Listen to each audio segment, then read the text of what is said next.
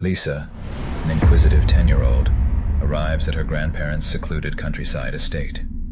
The house stands like a shadow against the twilight, its crooked windows glinting eerily in the fading light.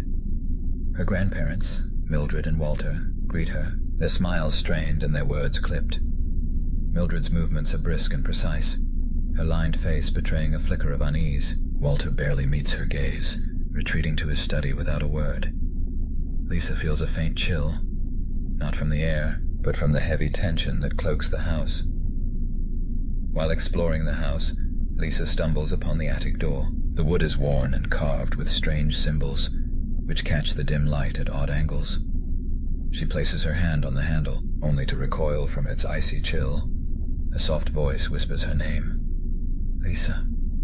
She peers around, but no one is there. Just as she begins to lean closer to the door, Mildred calls her downstairs, snapping her out of her daze. The noises begin. Lisa lies in bed, staring at the ceiling as shadows dance in the moonlight.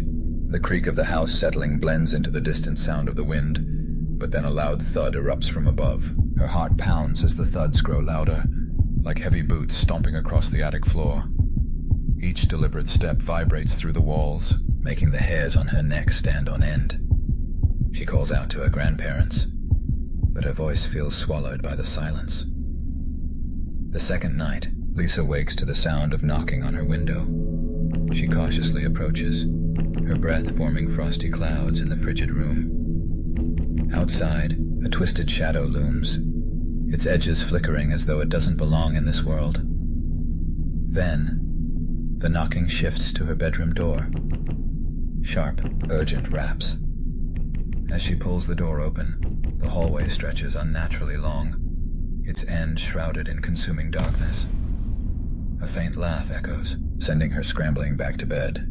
The next morning, Lisa notices odd behaviors in her grandmother. Mildred mutters to herself as she stares at her reflection in the hallway mirror, touching the deep lines on her face. Lisa overhears her speaking in fragmented sentences. It wasn't meant to be this way. It should have worked. Walter snaps at her to stop rambling, but Mildred ignores him, her gaze distant and haunted. On a cold winter's night, Mildred and Walter stood in the forest behind their home, a roaring fire casting long shadows on the barren trees.